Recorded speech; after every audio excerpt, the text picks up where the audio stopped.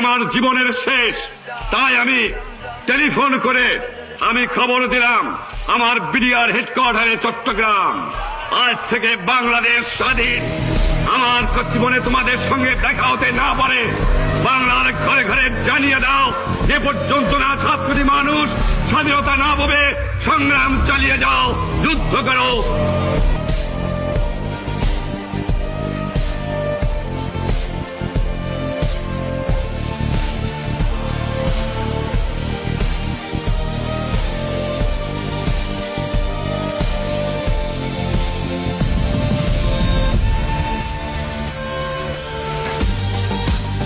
আমার জীবনের শেষ, তাই আমি টেলিফোন করে আমি খবর দিলাম আমার বিডিআর হেডকোয়ার্টারে চট্টগ্রাম, আজ থেকে বাংলাদেশ স্বাধীন। আমার জীবনে তোমাদের সঙ্গে দেখা হতে না পারে, বাংলার ঘরে ঘরে জানিয়ে দাও, যে পর্যন্ত না ছাত্রী মানুষ স্বাধীনতা না পাবে, সংগ্রাম চালিয়ে যাও, যুদ্ধ করো।